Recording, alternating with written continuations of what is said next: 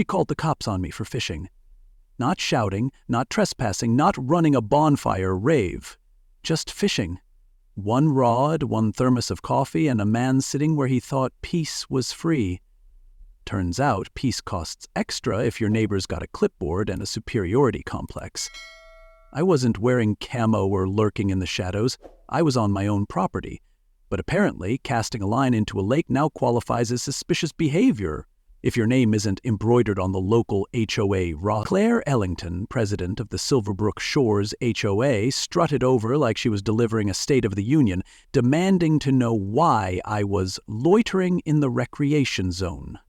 Recreation zone, I pointed to my cabin. That's mine. So's the lake. She looked at me like I'd claimed to own the moon.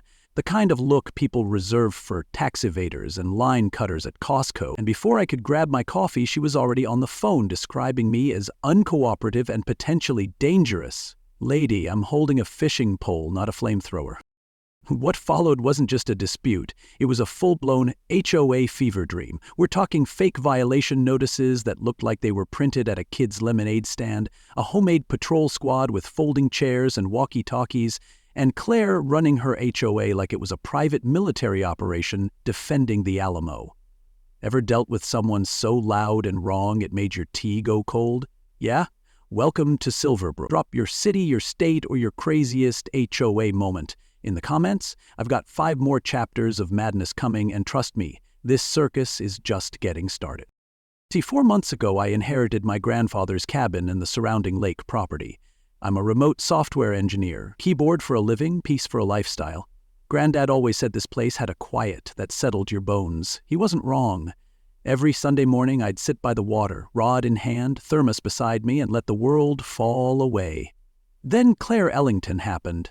She had the kind of voice that could slice a tin can and still have enough sharp left to split firewood. Lawns Botox bowed and fueled by an HOA rulebook that read more like a manifesto.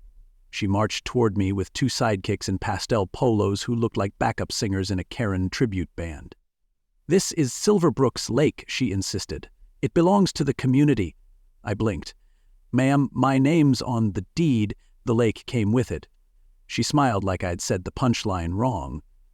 "Anyone can say they own land. Got paperwork on you?" Her words dripped with the kind of doubt you'd use on a 3-card Monte dealer, not a guy sipping coffee on his own dock. I tried reason. Calm tone, gentle facts, no sudden movements. I gestured toward my cabin again. "Papers are right there, I can show you." But she shook her head with the conviction of a woman who once won an argument at a Walmart parking lot and never let it go.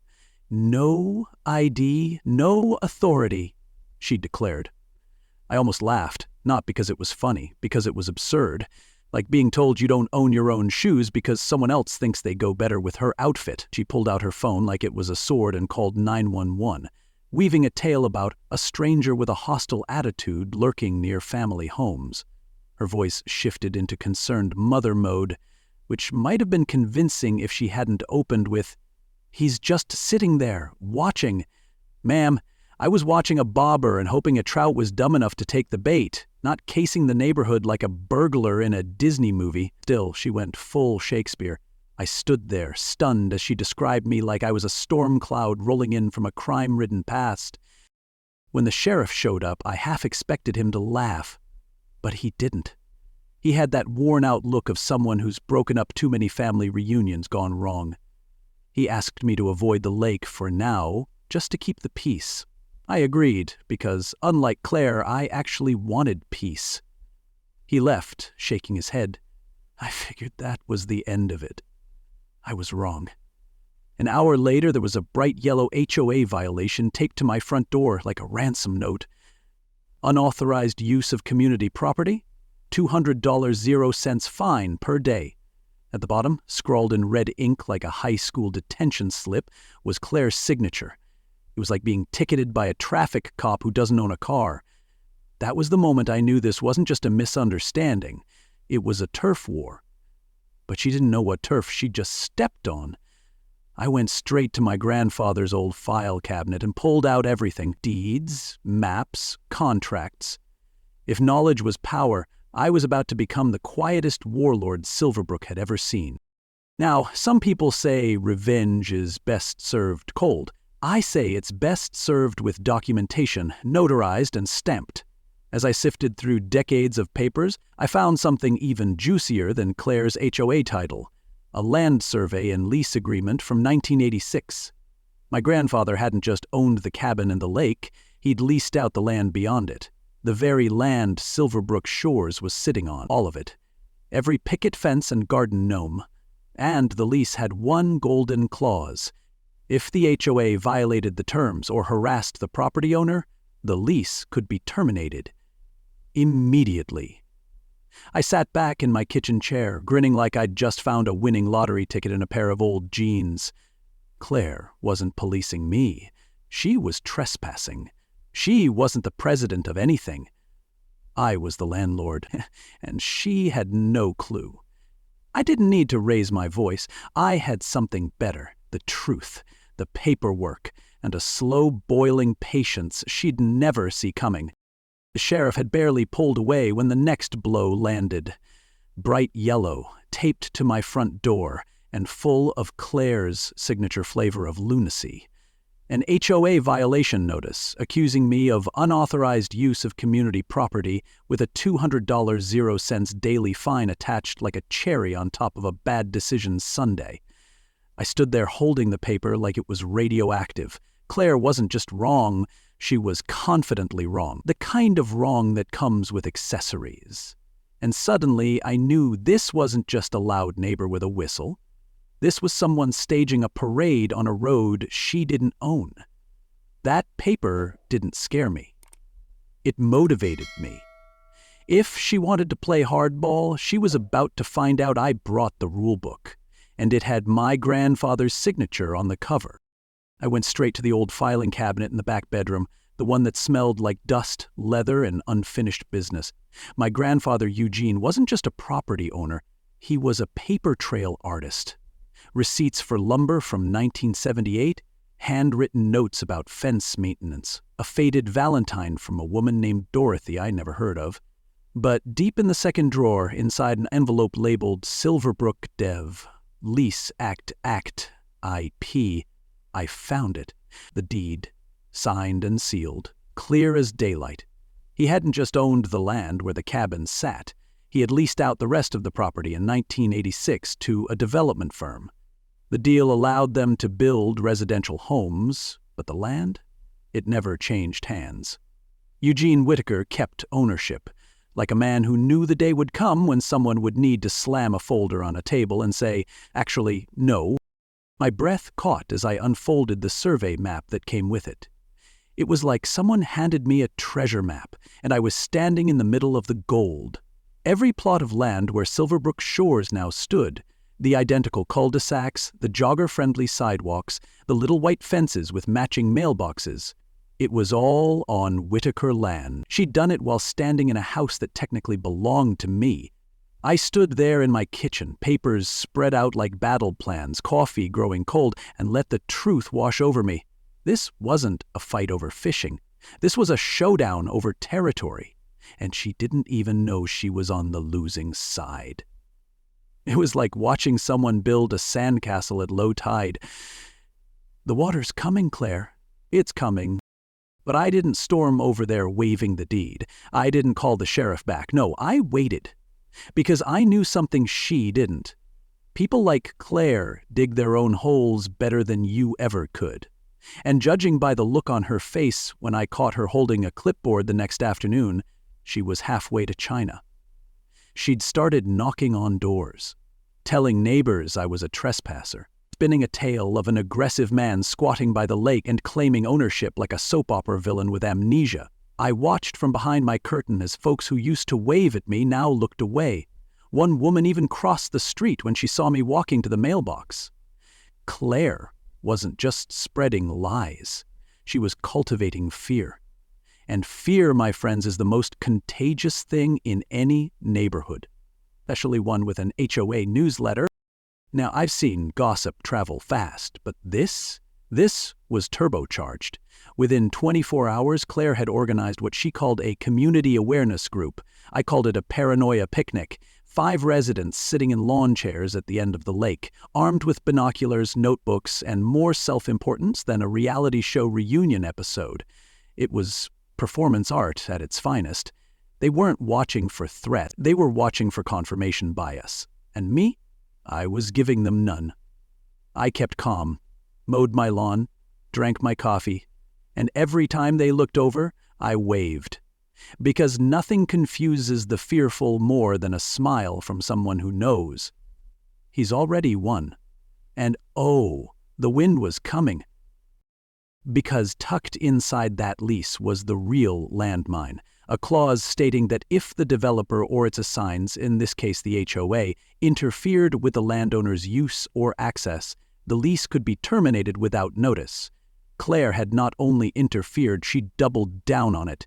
That $200 0 cents fine, that clipboard parade, those patrols, they were all ammo in my legal arsenal. I wasn't just a guy fishing anymore. I was a landlord with the ability to cancel their entire playground.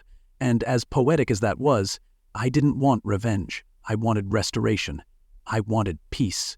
But I also wanted Claire to hit the wall all by herself, preferably with a microphone in one hand and a megaphone in the other. And if you think I'm exaggerating, you haven't met Mrs. Lenora Whitman yet, the oldest resident of Silverbrook and the unofficial historian of HOA nonsense. She was about to enter the picture with cookies, receipts, and a smile that could deflate a hot air balloon. Stick around, because next, Claire gets a history lesson she didn't ask for and won't forget. And trust me, you don't want to miss what happens when Claire's fantasy collides with a 78-year-old woman who's been waiting decades to watch her fall. If you've ever seen someone lose control of their own story on a public stage, well, grab your popcorn, hit that subscribe button so you're the first to hear how Mrs. Lenora, a tray of cookies, and one brutal memory from 1994 flipped this whole HOA circus on its head. Part 3's coming up, and it bites harder than a tax audit. By Tuesday morning, it was official. Claire's smear campaign had gone neighborhood-wide. Moms pulled their kids closer when I checked the mailbox.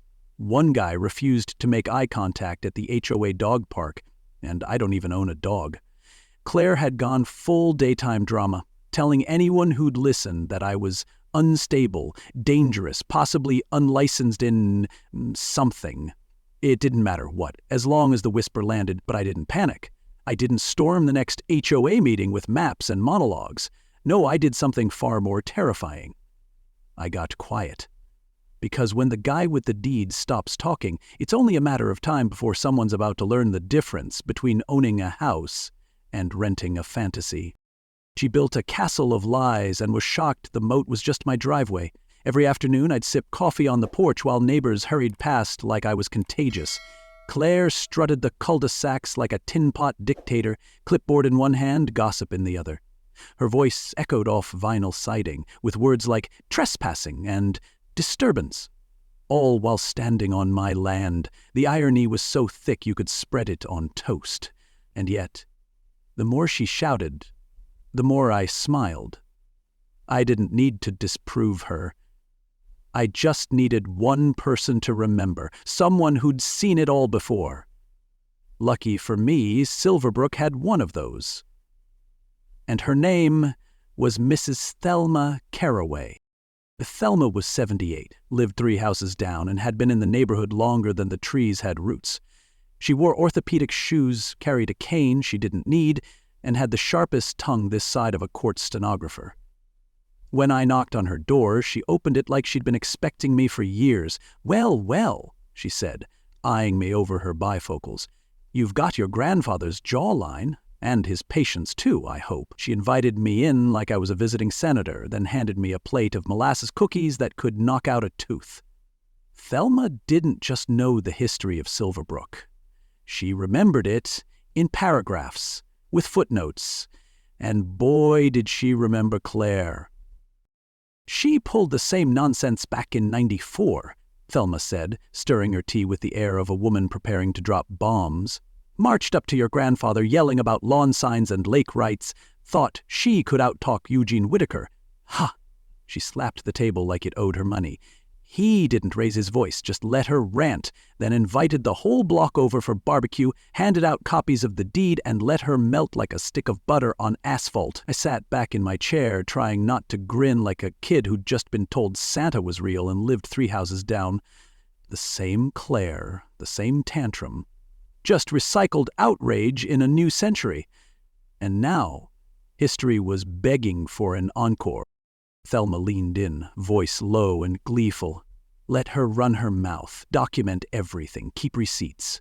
Then, when she's convinced the whole town you're a threat, drop the paperwork like a gavel. That's what Eugene did.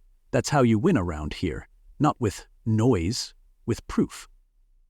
She handed me a manila folder of her own, a neighborhood newsletter from '94. There, on the front page, was a grainy black and white photo of Claire with the caption, HOA president issues apology after land dispute. I stared at it for a long moment. Different decade, same delusion. And now, the very ground she stood on, figuratively and literally, was pulling away like a cheap rug at a fancy gala. But I wasn't done. Because Claire had no idea how deep her roots were planted in someone else's garden. I left Emma's with a belly full of cookies and a legal strategy thicker than HOA bylaws. Claire thought she was dealing with a tenant too shy to speak up.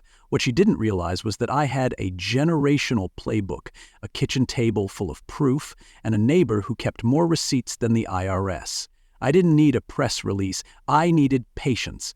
And as I walked past the neighborhood patrol, yes, they were still there, still clutching their clipboards like life rafts, I smiled and waved because Part 4 was coming. And next, Claire tries to run security drills on my lake like she's defending Fort Knox from fishermen.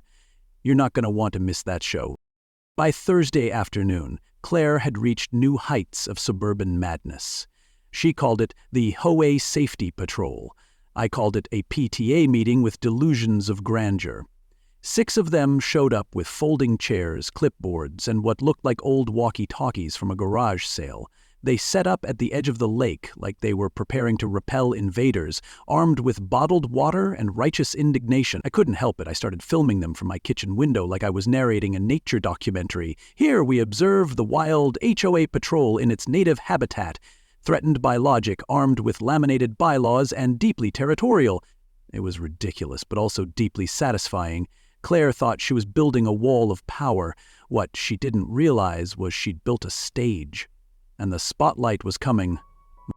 The next morning, I grabbed my fishing rod, slung the thermos under one arm, and strolled down toward the lake with the slow, deliberate walk of a man who owns the trail beneath his feet. That's when Claire sprang from her lawn chair like she'd heard the ice cream truck play Metallica. "You are not authorized to access community property," she shouted, holding up a clipboard like it was a badge and I was a wanted man. I stopped, deadpan, and took a sip of coffee.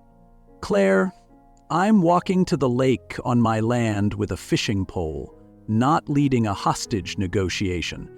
Behind her, one of the HOA members leaned over to another and whispered something. The second person's eyebrows shot up, like they'd just remembered a lease agreement they didn't read. I kept walking. I wanted them to see what quiet ownership looked like, and boy did they see it. Claire wasn't done. She hustled to block the path like she was guarding the crown jewels. "I am warning you," she huffed, arms crossed like twin drawbridges. "You are in violation of community boundaries." Before I could respond, we heard a cane tapping up the path. Thelma Caraway, wrapped in a cardigan that had seen more political cycles than Claire's entire presidency, walked right up to us. "Ah, Claire, sugar," she said, smiling with the warmth of a napalm sunrise. "Didn't you learn the last time you tried this?" Claire's face froze like someone had just said, "tax audit." "Back in '94, Thelma continued. "Same lake, same yelling, same misplaced ego. Eugene let you rant for 3 months before handing out documents at a barbecue. Remember?" A long silence followed. Claire's mouth opened, then shut. The patrol shifted. Doubt had officially entered the group chat. It was like watching the Wizard of Oz get unmasked by a senior citizen with receipts. One guy in a bucket hat quietly folded his chair and walked away. Another lady started scrolling through something on her phone, possibly Googling how to resign from HOA, shame-free. Claire tried to regroup, raising her voice to compensate for the cracks in her authority. "This is different. He's violating active policy," she insisted. Thelma just raised an eyebrow. "He owns the land, dear, including the picnic bench you're standing next to." Claire looked down like the bench had betrayed her. The tension shifted. What had been a fortress of HOA pride now looked like a bake sale that had run out of cookies. And still, I said nothing, because nothing speaks louder than watching someone realize their castle was built on a trampoline. I turned around and headed back to my cabin, leaving Claire standing there like a director whose actors just walked off set. The patrol didn't follow. They stayed there awkwardly, clipboards limp in their laps, suddenly unsure who the threat was anymore. That night, I heard Claire pacing outside, talking to someone on speakerphone. She was muttering about legal counsel and community sovereignty, which sounded important if you ignored the fact that her authority ended at my property line. I went to bed early, satisfied. Because Thelma didn't just dismantle Claire's narrative, she reminded everyone else of it. And the best part? I didn't have to raise my voice. I just let her burn her own castle brick by self-righteous brick. What came next, though? That was something else entirely, because when Claire's fear turned public, she took her spectacle to the one place she couldn't control, the local news. And let me tell you, folks, cameras don't blink. So hit subscribe and stick around, the mic is about to drop. All right, folks, you've seen Claire block a man from fishing on his own lake, so here's my question for you. What HOA horror story, crazy neighbor drama, or surprise revenge tale do you want to hear next? Drop your ideas in the comments. I read every single one, and the wildest, funniest, or most satisfying story idea might just be the next episode. Let's build this chaos together. Monday morning didn't start with birdsong. It started with a news van. Claire had apparently decided that Silverbrook Shores needed a press conference. I watched from my porch, coffee in hand, as she directed a small camera crew like she was filming an episode of Law and Order HOA Unit. She had a podium, HOA flag, a thick folder of hand-picked nonsense, and about 15 neighbors lined up behind her like they were extras in a courtroom drama. Her voice echoed down the cul-de-sac. "We are being terrorized by an unstable individual who refuses to follow community rules." If melodrama were an Olympic sport, Claire would have taken gold. I took another sip of my coffee and waited.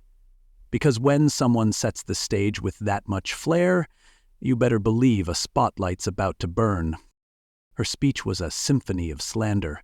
According to Claire, I was lurking, intimidating, trespassing, and possibly plotting world domination from my fishing chair. She waved printed photos like they were FBI surveillance files, pictures of me mowing my lawn, walking to the lake, and even one where I was just petting a stray cat.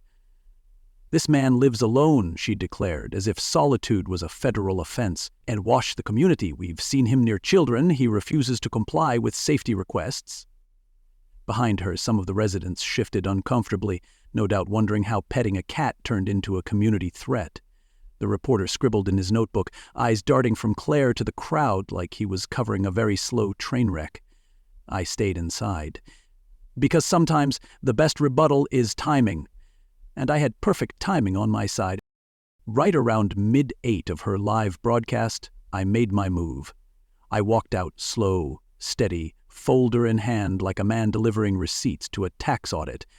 Claire locked eyes with me mid-sentence and practically shrieked, "There he is, the man we're talking about!" The cameraman swung toward me like I'd just entered stage left. I raised my hand, smiled politely, and said, "If the reporter would like to see the original deed, the county records, and the lease agreement proving I own the land, including where she's standing, I'd be happy to provide them."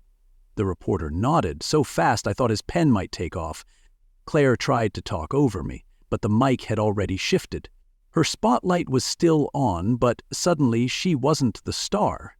She was the story, and the story had just changed tone. The sheriff arrived 5 minutes later. Sheriff Don Briggs, wearing the expression of a man who's been called to the same circus twice and is now considering retirement. Claire rushed up to him, waving documents like confetti. "You have to arrest him," she shouted. He violated a restraining order. Don didn't flinch. Ma'am, no such order exists, we've checked. Claire's face stiffened like she'd bit into a lemon she didn't see coming. He's a danger to our families, she insisted. Don glanced at me. I handed over my folder. He opened it, took out the deed, the lease, and a copy of the county parcel map, all neatly tabbed and notarized. Mr. Whitaker, he said, loud enough for the camera to catch, owns this land. He's within every legal right. Claire looked like she'd swallowed a thumbtack. But that didn't stop the performance. She pivoted fast. Too fast. Then the sheriff's office is part of the problem, she snapped, turning back to the cameras. We are witnessing a coordinated failure to protect this community. She accused Dawn of negligence, suggested I had bribed someone at City Hall, and then declared she would take this all the way to state court. Then she started dialing. First her lawyer, then someone she referred to as her media contact, and finally a mystery number she shouted into like it was a lifeline. Yes, put me through to someone in charge, she demanded. No, I'm not hysterical. I'm a community leader. I don't know who was on the other end of that call, but I do know that one of the HOA members behind her quietly stepped out of frame. Another turned away, hands in pockets, like they just remembered they left the stove on. Claire kept going. We will patrol around the clock. We will film his movements. We will create a record of intimidation. The reporter interrupted gently. Mrs. Ellington, are you confirming that the HOA is organizing surveillance of a private citizen on property you don't own? Claire froze. We have the right to defend our neighborhood, she snapped, even if that means monitoring activity. Another pause. So you're admitting to plans for 24-hour surveillance of Mr. Whitaker on land he legally owns. The silence that followed was thick enough to bottle. And just like that, Claire went from concerned leader to a walking liability. The camera didn't blink, and the HOA behind her began dissolving like sugar cubes in hot water. That wasn't leadership, it was unraveling in real time. Stepped forward, not to gloat, but to clarify. All I've ever wanted was to fish in peace, maintain the land I inherited, and be a decent neighbor. I haven't broken any laws. I haven't disrespected anyone. But I won't be intimidated off my own land. The sheriff nodded. The reporter nodded. Even a few of the HOA folks nodded. Claire did not. She stood there, eyes darting, lips pressed tight, clearly deciding which version of reality she could still sell. But the damage was done. When the footage aired that night, it wasn't a story about a rogue neighbor. It was a cautionary tale about a woman who mistook authority for ownership. And next? Well, next comes the cleanup. Because the HOA had to choose, stick with their dethroned queen or face the leaseholder's reality. Either way, the final curtain was coming, and it was velvet red. Stick around. Part 6 is where it all comes down. After the press conference disaster, the HOA board held an emergency meeting that was less emergency and more damage control. No podiums, no flags, just folding chairs, nervous glances, and the echo of consequences hanging in the air. I didn't attend. I waited until the next morning and typed up a letter. 1 page, no threats, no lawsuits, just clarity. I attached copies of the deed, the lease agreement, and the county records. Then I walked it down to the HOA office and handed it to the secretary with a smile and a simple message. I'm not here to burn anything down, but I do expect things to be rebuilt properly this time. The secretary looked at the papers like they were glowing. Word travels fast when the spotlight's still warm. That afternoon, I got a knock at my door. 3 board members stood there. Different faces than the ones flanking Claire during her greatest hits tour. They looked like substitute teachers who'd just inherited a riot. We'd like to resolve this amicably, one of them said. I invited them in, poured coffee and let them talk. They apologized for the confusion, the drama, the public embarrassment. I listened. When they finished, I laid out my terms. Claire had to resign immediately. She had to issue a public apology, and the new HOA leadership would sign a legal acknowledgement of my property rights, lake access, and the original lease terms. I wasn't asking them to grovel. I was offering them a bridge. I could have thrown them out. Instead, I drew a line, handed them a pen, and said, "Sign it or swim." 2 days later, the neighborhood gathered in the common area. Same place Claire had held her press conference, only this time there was no camera crew, just residents, lawn chairs, and an uneasy buzz. Claire stood near the back, no longer leading, just present. One of the board members read the agreement aloud, no theatrics, just facts. When they asked Claire if she had anything to say, she stared at the ground for what felt like an entire season of regrets. Then, in a voice barely louder than a library whisper, she said, "I apologize for the confusion and for my actions toward Mr. Whitaker. They were based on incomplete information, and I take full responsibility." It wasn't graceful, it wasn't heartfelt, but it was a start, and more importantly, it was over. Claire turned and walked away, and this time no one followed. Over the next few weeks, Silverbrook quietly reorganized. The new HOA president, Robert Yang, was a calm, practical man with a background in city planning and a deep aversion to drama. He reached out to me personally, reviewed all the documentation, and within a week we had a new signed agreement that formalized everything. Lake access, boundary lines, HOA limitations, no more clipboards, no more patrols, no more declarations from the throne of misunderstanding. Peace returned not with confetti, but with clarity. And I learned something along the way. Peace isn't the absence of Karens. It's knowing your property lines and your worth, and being willing to defend them with facts, not fury. Claire sold her house quietly. A "for sale" sign appeared one morning, and 2 weeks later a moving truck rolled in. No goodbyes, no waves, just a slow retreat from the kingdom she'd tried to rule without a map. Most folks didn't mention it. The neighborhood adjusted like a body releasing a breath it didn't know it was holding. Mrs. Thelma Caro started visiting more often. We'd sit by the lake on Sunday mornings, fishing rods in hand, her coffee thermos rattling with old stories. "Your grandfather would have been proud," she said one morning. "Not just because you held your ground, but because you did it without burning bridges you didn't have to." And she was right. This wasn't just about land. It was about legacy, about teaching people that dignity isn't weakness. And justice doesn't always wear a badge. It sometimes shows up in a folder full of receipts. So now the lake is quiet again. The birds are back, the patrol chairs are gone, and the only clipboards I see are used for neighborhood potlucks.